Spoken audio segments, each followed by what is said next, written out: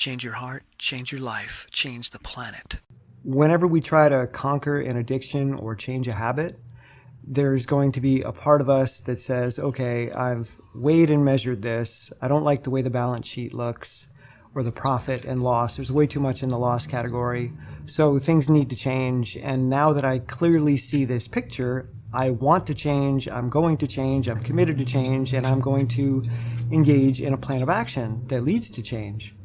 But the part of you that's acknowledging that change is necessary, needed, and desired is not the part of you that's going to confront the feelings, the cravings, the cues, the triggers, and the narratives that get engaged when those cues and triggers show up in your life. Morning, for instance, is a cue. You wake up in the morning and your body has been trained or conditioned to move towards coffee, say, in the morning. That is a cue. I wake up, and just waking up is enough to trigger a system in my body and brain that moves me towards coffee, because I've been conditioned that morning equals coffee. And this happens with any kind of habit, any kind of addiction. There's always a cue, and time of day can be a cue.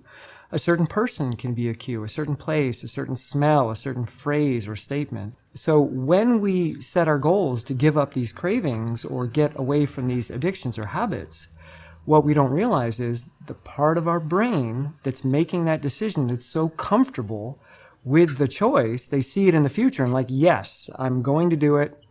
But then the moment the cue shows up, other parts of the brain are in charge, which leaves the part of the brain that made the commitment pissed off, because when it finally comes back online, it's like, what did I just do? So in order to really effectively change, number one, you have to understand what the cues are. You have to take an inventory. Okay, if it's coffee, for instance, understand that when you wake up, you're going to be triggered for coffee. So acknowledge that, be aware of it.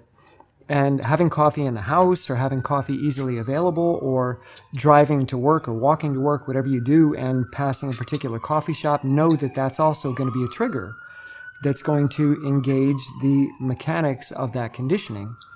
So it's great to commit, it's great to acknowledge, it's great to be aware, it's great to want to change, but you have to understand that you're going to be triggered by these cues that you may not even be aware of.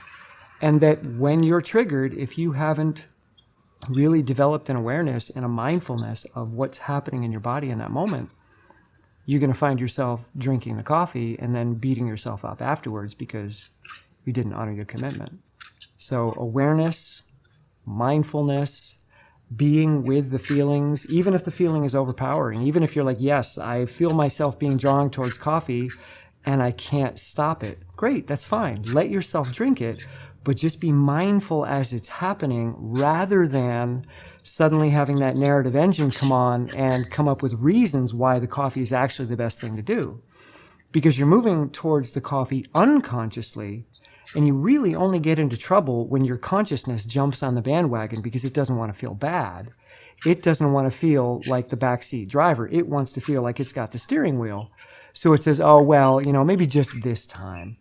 What you have to do is say, oh, I am unconsciously triggered, and now my conditioning is engaged. I'm moving towards coffee, and I'm powerless to stop it. Okay, let's just observe this. Let's watch this. Let's be mindful. Let's see what else is here. Let's get curious about the feelings that are moving our body and not come up with reasons as to why this is actually a good choice and tomorrow is a better day to quit coffee. So awareness of the cues and triggers, and then having a mindful experience or inventory as you are triggered, and then trying to remove those triggers. But until you do, just really checking in and allowing yourself to be with the feelings as they arise and not condemning them and not condoning them, but just realizing that you're not in the driver's seat in that moment. But that continual curiosity, that continual awareness and checking in and feeling and experiencing will eventually widen that experience. And as it widens, you'll get the ability to start making different decisions, and that craving won't be as strong. But that's not going to happen immediately. So this is where compassion comes in. You have to allow your conditioning systems to change slowly.